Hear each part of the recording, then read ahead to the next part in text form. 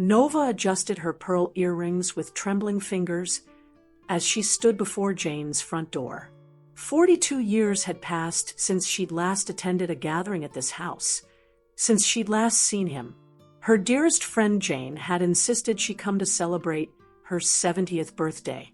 Everyone will be there, Jane had said over the phone, her voice deliberately casual when mentioning her brother would attend. Richard. Even thinking his name, at 60, made Nova's heart flutter like it had when she was 18. She knocked, and Jane's familiar face appeared, now framed with silver hair instead of chestnut brown. "Nova, you came." Jane pulled her into a warm embrace before whispering, "He's in the garden."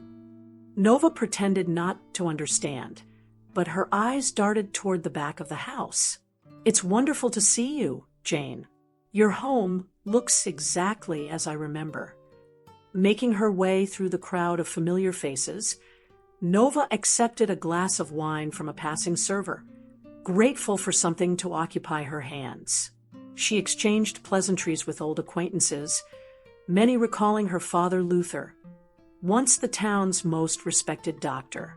"He always said you had his healing hands," Mrs. Peterson remarked, squeezing Nova's arm. "Such a shame you moved away after."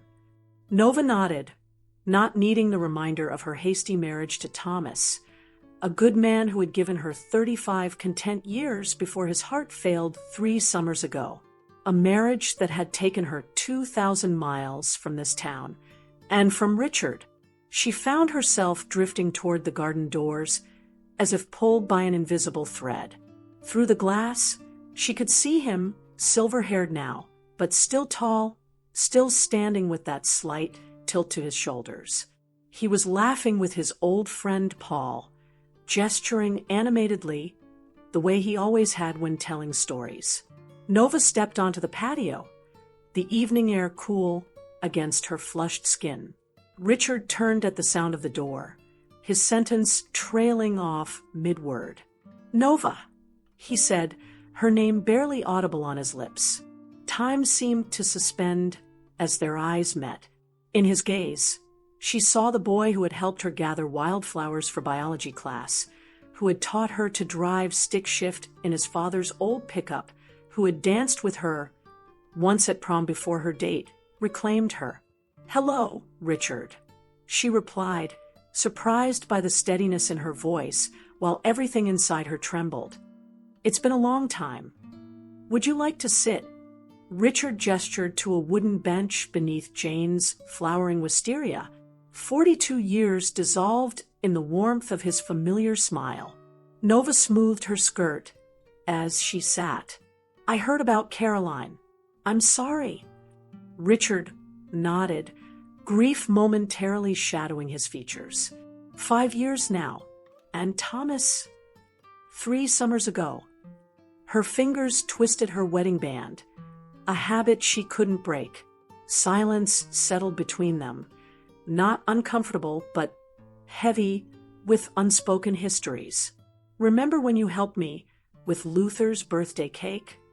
Richard suddenly asked, eyes crinkling. Nova laughed, tension breaking. "The disaster cake. Jane insisted we could bake without a recipe. I've never seen flour on a ceiling before or since." Richard chuckled. "Your father found us, covered head to toe in batter." Nova finished. "And you had the audacity to tell him we were conducting a science experiment. It worked." Luther laughed so hard he forgot to be angry. Their shared laughter felt like rediscovering a favorite book, the pages still familiar after years on the shelf. As the party continued inside, they remained in the garden, trading fragments of their separate lives. Her nursing career in Chicago, his architecture firm, children grown with families of their own. When Jane called everyone for cake, Richard stood reluctantly. "I'm having dinner at Marino's tomorrow night," he said, offering his hand to help her up. "The old Italian place on Elm? It's still there." His fingers were warm against hers, a touch she'd imagined countless times over the decades. "Perhaps you join me?" he added, vulnerability in his eyes. Nova's heart raced with the same intensity it had when she was 18. Only this time, she didn't look away. "I'd like that," she answered simply. Merino's hadn't changed. The same red checkered tablecloths, the same warm glow from brass sconces, the same scent of garlic and basil hanging in the air. Nova arrived 5 minutes early, her silver hair styled with more care than she'd admit, wearing a blue dress that matched her eyes. Nova Winters. A stout man with salt and pepper curls approached. "Marco Merino, remember me? I used to deliver your father's prescriptions from the pharmacy." "Marco, you owned this place all along." 43 years. I see everyone who comes and goes in this town." He winked, including Richard Caldwell, who made a special request for your old table. Nova's cheeks warmed as Marco led her to a corner booth, the very spot where the senior class had gathered after prom. Before she could dwell on the memory, Richard appeared, looking distinguished in a gray blazer. "You found it," he said with that half-smile that still made her pulse quicken. At a nearby table, an elderly couple dined in comfortable silence, occasionally feeding each other bites from their plates. The woman caught Nova watching and smiled knowingly. "To reconnections," Richard offered, raising his wine glass after they ordered.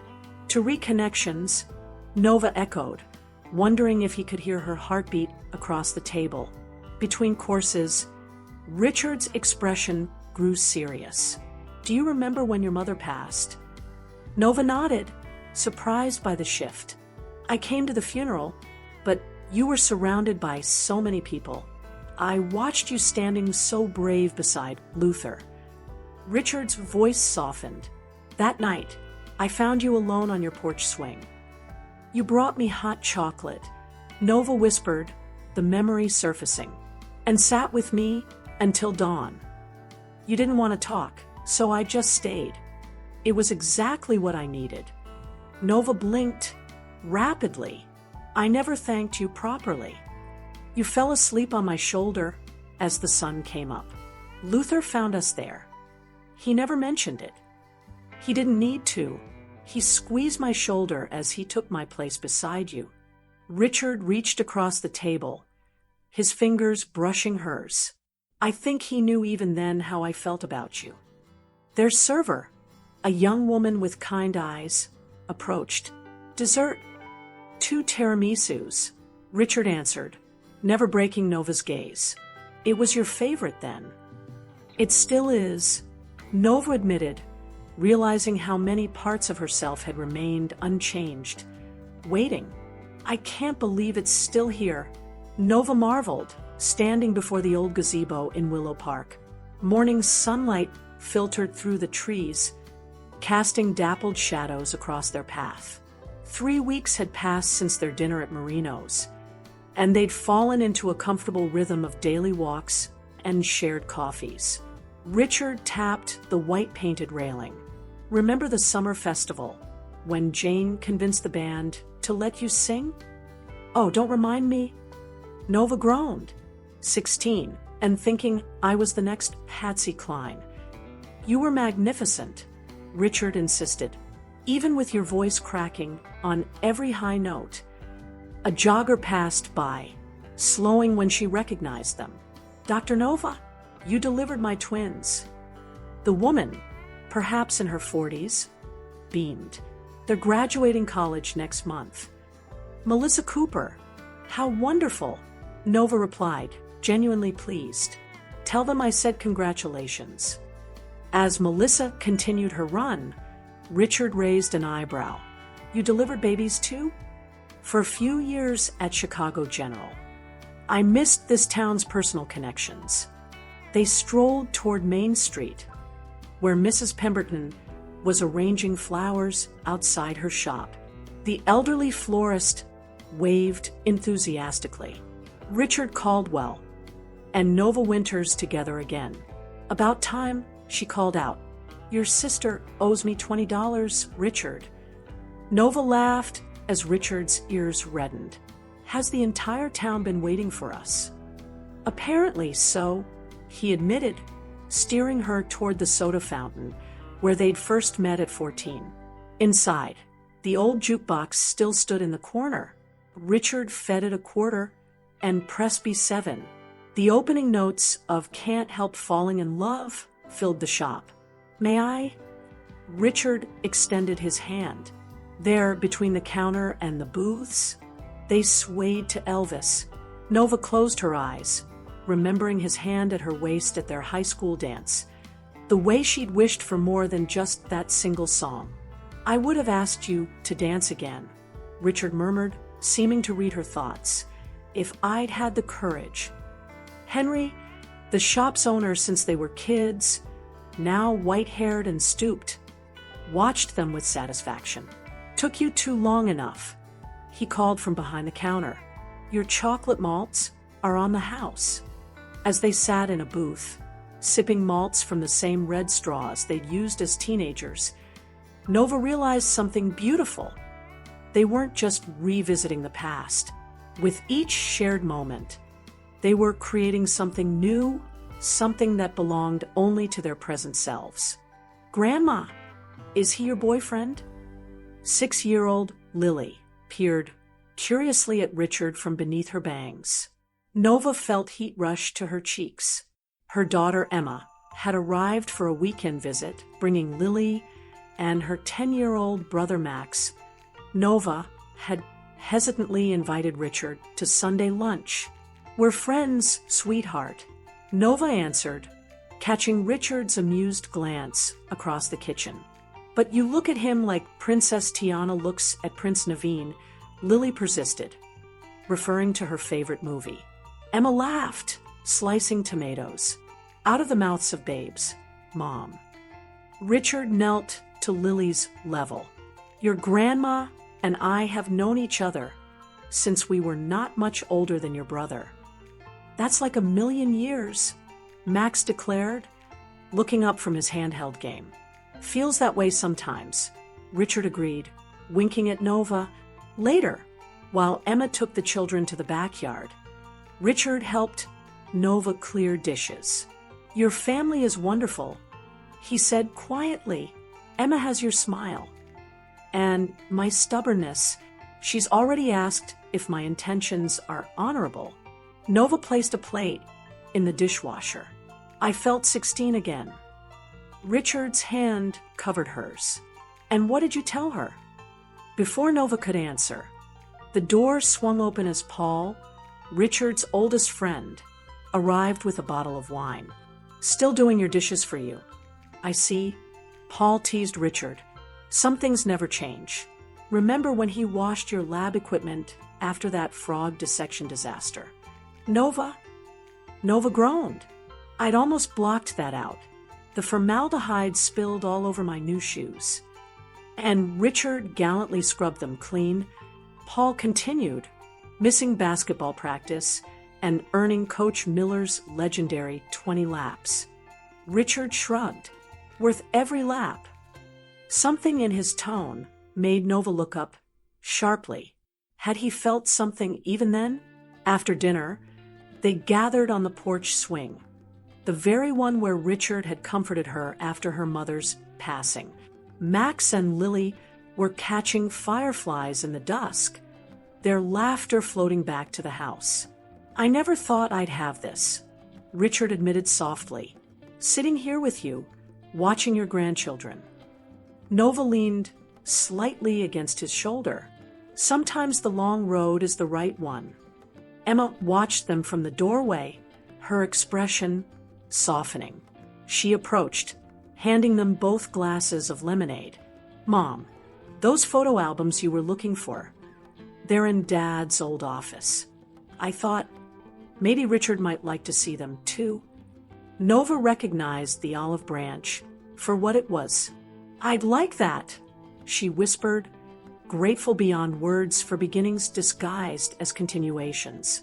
The study smelled of Thomas's pipe tobacco, a scent that had faded but never fully disappeared. Nova pulled the leather albums from the shelf, while Richard settled on the small sofa. Emma had taken the children for ice cream, granting them this private moment. "I haven't opened these in years," Nova admitted, sitting beside Richard, closer than necessary. The first album chronicled their senior year, Jane and Nova in cheerleading uniforms, Richard in his basketball jersey. The science fair, where they'd partnered on a project about cardiac rhythms. "Look at us," Richard chuckled. "So young." Nova turned the page and paused, her finger hovering over a photograph she'd nearly forgotten. The spring dance, Nova in a pale blue dress, standing between Jane and Richard. "That was the night before I left for my aunt's in Portland," Nova whispered. "Dad had arranged for me to spend the summer there." Richard's expression shifted. "I didn't know you were leaving when you weren't at graduation." "I never got to say goodbye properly." Richard hesitated, then reached into his wallet and carefully extracted a folded, yellowed piece of paper. "I've carried this for 42 years. Nova unfolded it with trembling fingers. A note written in her 18-year-old handwriting. "Richard, I'll be gone by the time you read this. There's so much I wanted to tell you. Maybe someday I'll find the courage. Until then, know that you've meant more to me than I've ever shown." "Nova," a tear splashed onto the paper. "You kept it all this time?" "I went to your house that night, after the dance. Luther gave me this note, and your corsage. Said you'd left it for me." Nova covered her mouth. "I never knew if you received it." Richard reached into the album and gently separated 2 pages that had stuck together. Between them was a pressed flower, a dried carnation from her corsage. "I came back to find you that August," he confessed, voice thick. "Luther said you'd gotten engaged." "To Thomas." Nova nodded, tears flowing freely now. "He was kind when I was lonely." Richard's fingers interlaced with hers. "I wondered for years what you wanted to tell me." Nova looked up at him, through tear-blurred eyes. "The same thing I find hard to say even now." From her jewelry box on the desk, Nova retrieved a small, worn book of poetry. Inside was a faded photograph. Richard at 18, laughing by the lake. "You weren't the only one keeping mementos," she whispered. The distant sound of Emma's car, pulling into the driveway, broke the spell. Richard gently wiped a tear from Nova's cheek, his touch lingering. "We have time now," he said softly, "to say everything." "You're sure about this?" Richard asked, headlights illuminating the empty road as they drove before dawn. 2 weeks had passed since the afternoon with the photo albums, a fortnight of daily calls and longer evenings together. "Completely," Nova replied, a thermos of coffee nestled between them. "It's been 40 years since I watched a sunrise from Horizon Point." The overlook had been their town's worst-kept secret, a teenager's retreat for generations. As Richard's car climbed the winding road, memories of summer evenings with friends resurfaced in Nova's mind. The eastern sky was just beginning to lighten when they reached the clearing. Richard spread a blanket, while Nova unpacked a small breakfast. They settled side by side, shoulders touching, watching the first golden rays pierce the darkness. "We should have done this decades ago," Richard said softly. Nova leaned her head against his shoulder. "We're doing it now. That's what matters." The comfortable silence between them shattered as 3 cars roared into the clearing, music blaring. Teenagers spilled out, laughing loudly, oblivious to the older couple on the blanket. "Great, we've got company," Nova sighed as the teens set up a portable speaker. A lanky boy in a Letterman jacket similar to the one Richard had worn decades ago spotted them. "Whoa, sorry." Didn't see you there. He glanced back at his friends, then approached. We can turn it down? Trevor Wilson, Richard said, recognizing him. You're on the basketball team. Saw you play last season. The boy's face brightened. You're Coach Caldwell's uncle, right? He talks about you. Richard volunteers with the Youth League. Nova explained as Richard modestly shrugged. You mind if we stay? Promise we won't disturb you. Trevor paused, grinning. Date. Nova felt herself blushing like a teenager as Richard nodded. It's a date, and the point belongs to everyone. The teens kept their distance, but periodically glanced over, whispering and giggling. One girl dramatically clutched her heart when Richard refilled Nova's coffee cup. I think we're entertainment. Nova murmured. Let them watch, Richard replied, boldly taking her hand. Maybe they'll learn romance doesn't end at 18. As the sun climbed higher, an elderly man arrived with painting supplies. He set up his easel nearby, nodding respectfully to them. Nova recognized Elijah Thompson, a local artist whose work hung in the town gallery. While the teenagers eventually packed up and left, not without several theatrical sighs from the girls, Elijah remained, his brush moving steadily across the canvas. Near mid-morning, as Nova and Richard prepared to leave, Elijah approached them. I hope you don't mind, he said, turning his canvas toward them. I couldn't resist. The painting captured them sitting together, silhouetted against the sunrise. But what took Nova's breath away was how Elijah had painted not just their present selves, but translucent outlines of their younger forms overlapping their current figures, as if past and present existed simultaneously. How did you know? Richard asked, visibly moved. Elijah smiled. Been painting at this point for 50 years. I remember you two sneaking glances at each other during that summer painting class. Some connections are visible to those who look for them. He handed them a card. Come by the gallery next week. This one's yours once it's dry. As they drove back to town, Nova's fingers remained intertwined with Richard's. Elijah saw what we couldn't see ourselves. She observed. Richard squeezed her hand. Not couldn't, weren't ready to. And now, Nova asked, her heart suddenly racing. Richard pulled the car to the side of the road, turning to face her fully. Now, I'm tired of waiting for perfect moments. Nova Winters, I have loved you since I was 17 years old. The words she had waited a lifetime to hear. Nova's world stopped turning at Richard's words. The roadside around them blurred as tears filled her eyes. Decades of suppressed emotion surging like a tidal wave. She turned away, hand trembling as she reached for the door handle. I need air, she whispered, stepping out into the morning light. Richard followed, confusion etched across his face. Nova. She walked several paces down the deserted road, arms wrapped tightly around herself. When she finally turned to face him, her expression was a storm of conflicting emotions. Do you know what those words would have meant to me at 18? Her voice cracked. Or at 25, when Thomas and I were struggling. Or at 40, when I found myself looking for your face in every crowd. Richard stepped toward her, but she held up a hand. I wrote your name in journals.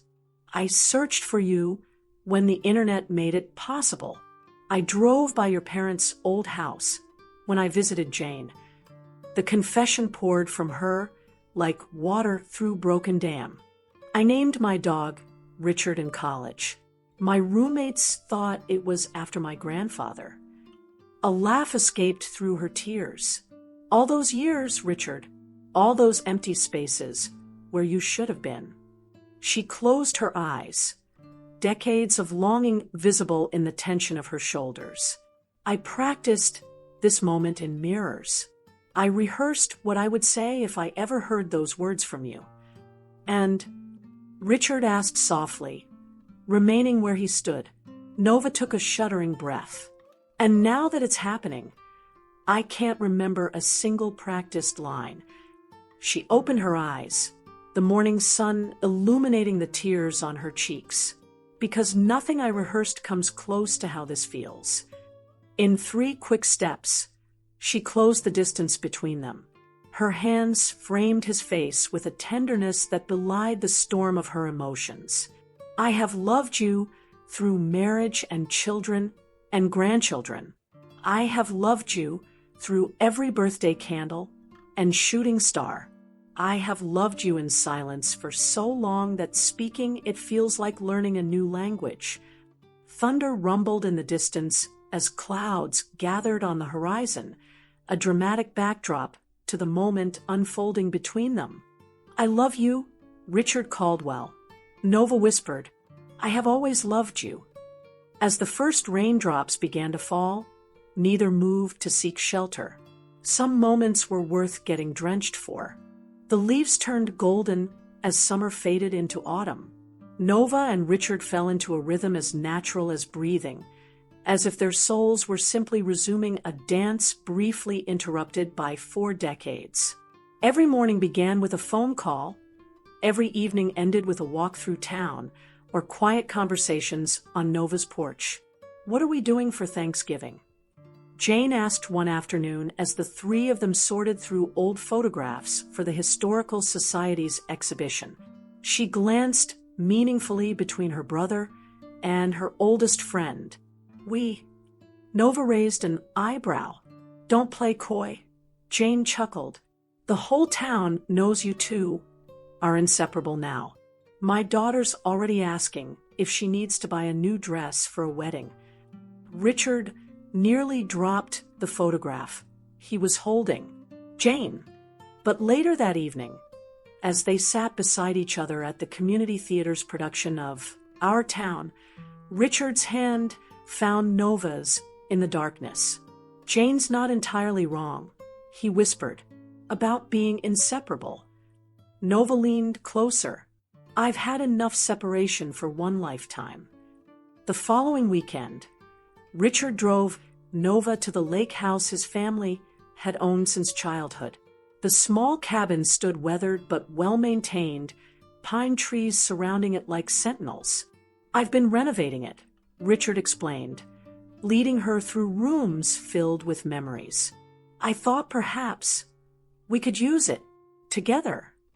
Nova paused by the stone fireplace, where their families had once roasted marshmallows during summer vacations. On the mantel sat a framed copy of Elijah's painting of them at sunrise. You've been planning this, she observed, touching the frame gently. Richard stood behind her, arms encircling her waist. I'd been planning many things.